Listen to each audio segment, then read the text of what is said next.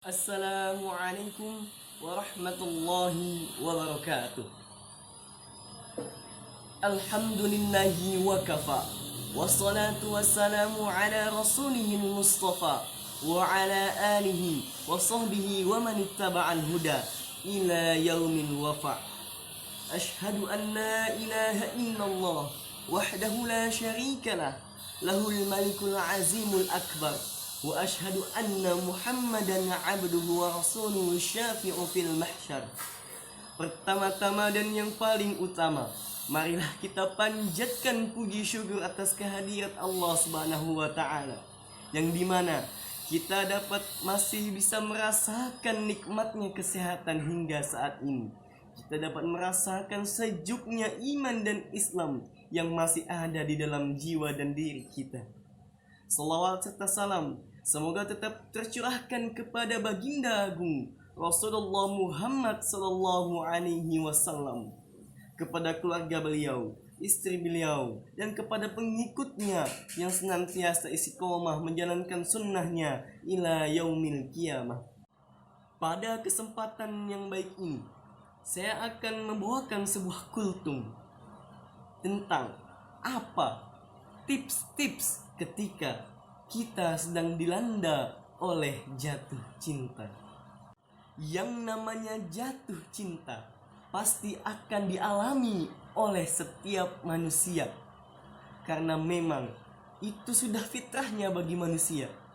Allah Subhanahu wa taala telah menanamkan rasa cinta itu kepada setiap manusia, baik cinta kepada manusia, cinta kepada jabatan, cinta kepada segala sesuatu apapun itu. Sebagaimana Allah Subhanahu wa taala telah berfirman, A'udzu billahi minasyaitonir rajim. Bismillahirrahmanirrahim.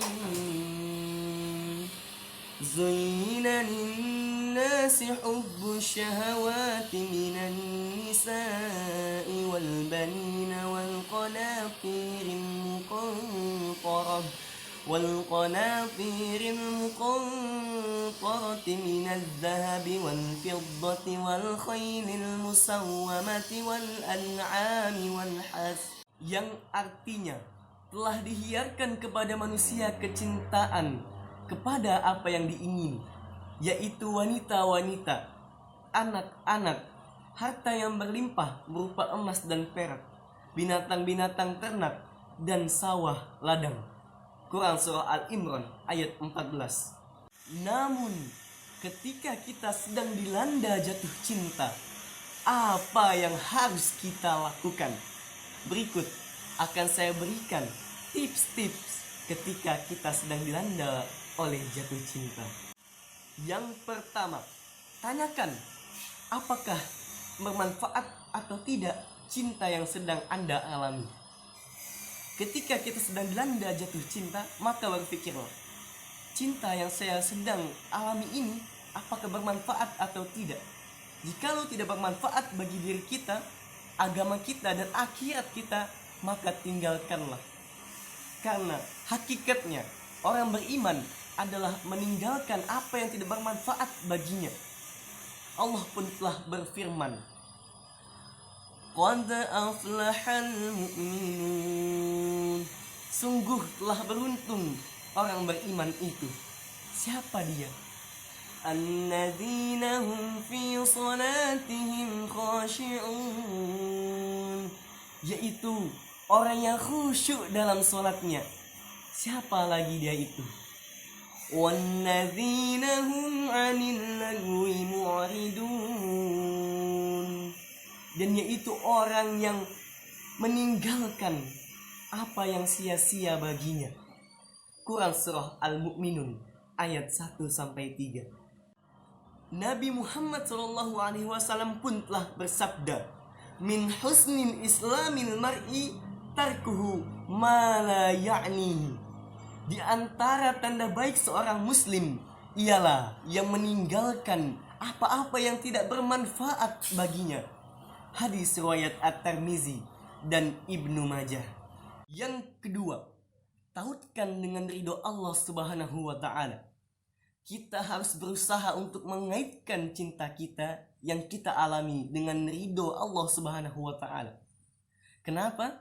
Karena cinta yang tidak kita kaitkan dengan ridho Allah Subhanahu wa Ta'ala merupakan cinta yang sia-sia, cinta yang membawa kita kepada kemudaratan. Sebagaimana Imam Ibnu Al-Qayyim rahimahullah berkata dalam kitabnya yang sangat bagus, asyratu asya'u dha'i'ah la yantafa'u biha. Ada 10 perkara yang tidak ada manfaatnya. Di antaranya cinta yang tidak diikat dengan keridhaan Allah Subhanahu wa Ta'ala, pelaksanaan atas perintah-perintah dan ketaatan kepadanya. Maka sudah jelas bahwa cinta yang tidak kita kaitkan dengan ridho Allah Subhanahu wa Ta'ala merupakan cinta yang tidak bermanfaat sama sekali. Yang ketiga, gunakan akal pikiran. Saat kita sedang jatuh cinta, terutama kepada wanita atau lawan jenis, maka jangan sampai akal pikiran kita dikalahkan oleh cinta itu. Allah Subhanahu wa Ta'ala telah memberikan kelebihan kepada setiap manusia, yang itu akal pikiran. Dan akal pikiran bisa lumpuh total ketika syahwat kita lebih mendominasi. Akal pikiran akan jatuh. Tak ada tandingannya dengan syahwat jikalau syahwat kita sudah mulai muncul. Maka jangan sampai akal pikiran kita menjadi lumpuh total akibat cinta dan syahwat yang berlebihan yang kita alami. Mari kita lihat pemuda-pemudi yang sedang dilanda jatuh cinta. Mereka menganggap bahwa pasangannya adalah pasangan terbaiknya.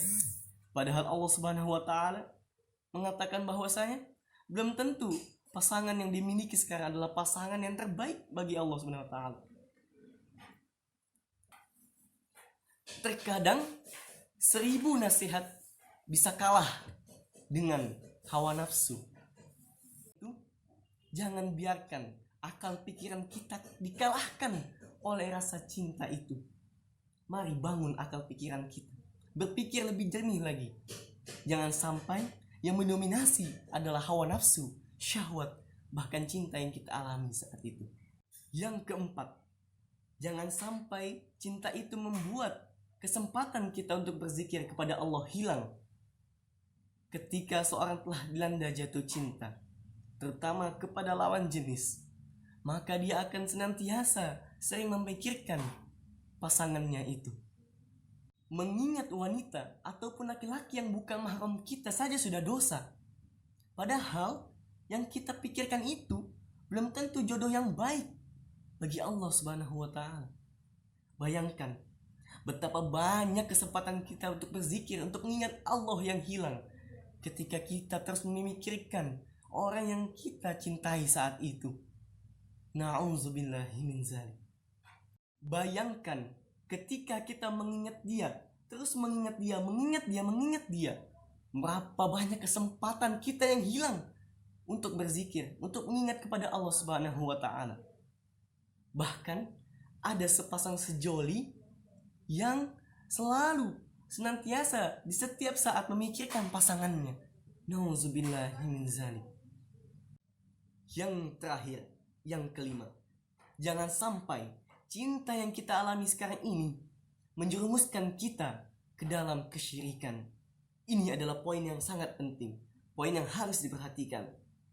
Cinta yang sedang kita alami jangan sampai malah membawa kita ke dalam lubang neraka dan lubang kesyirikan. Bagaimana bisa?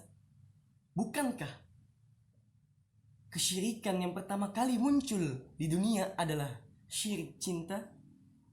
Pada dahulu kala, di zaman Nabi Nuh, masyarakatnya sangat mencintai para wali. Lalu ketika wali meninggal, mereka membuat monumen-monumen dalam rangka untuk menyemangati mereka dalam beribadah. Lalu kita lihat, lama-kelamaan, kemudian para masyarakat tersebut menjadikan monumen-monumen tersebut sebagai alat penyembahan. Makanya para ulama berkata, cinta itu dapat berubah menjadi ibadah. jika disertai dengan pengagungan kepada yang dicintai, ketundukan dan tadarruk kepada apa yang dicintai itu. Jangan sampai cinta kita itu seperti itu. Cinta kita membuat kita syirik, membuat kita menduakan Allah Subhanahu wa taala, membuat kita memberikan tandingan pada selain Allah Subhanahu wa taala. Kalau sudah sampai derajat tersebut, maka kita telah membuat tandingan selain Allah Subhanahu wa taala. Padahal Allah taala telah berfirman, "Wa minan nasi man yattakhidhu min dunillahi andadan yuhibbunahum ka hubbillah walladzina amanu ashaddu hubban lillah." Yang artinya, dan di antara manusia ada yang mengambil tandingan-tandingan selain Allah Subhanahu wa taala. Mereka mencintai tandingan tersebut seperti mencintai Allah Subhanahu wa taala. Quran surah Al-Baqarah ayat 165. Maka musibah ketika kita lebih mendahulukan apa yang kita cintai dibandingkan perintah Allah Subhanahu wa taala. Misalnya saja, permainan. Kita lebih asik bermain game ketika azan telah berkumandang. Dan ketika kita dipanggil, ditelepon oleh pasangan yang bukan mahram kita, kita mengabaikan larangan Allah Subhanahu wa taala. Kita asik bertemu dengannya. Kita asik mencintai. Kita asik mencintai yang bukan mahram kita. Kita meninggalkan segala larangan Allah Subhanahu wa taala. Justru itu yang dinamakan kita lebih mendahulukan yang kita cintai dibandingkan mendahulukan cinta kita kepada Allah Subhanahu wa taala. Kita mengabaikan semua perintah dan larangannya demi apa yang kita cintai itu. Na'udzubillah, summa na'udzubillahi min zalik. Jangan sampai cinta yang kita alami saat ini merupakan malapetaka yang amat besar bagi kehidupan kita. Semoga Allah Subhanahu wa taala senantiasa memberikan cinta yang islami, cinta yang merupa keridhaan Allah Subhanahu wa taala di dalam setiap kehidupan kita. Amin. Amin ya rabbal alamin. Jemaah, kurang lebihnya mohon dimaafkan. Billahi taufiq wal hidayah wal ridha wal inayah. Nun wal qalami wa ma yasturun. Assalamu alaikum warahmatullahi wabarakatuh.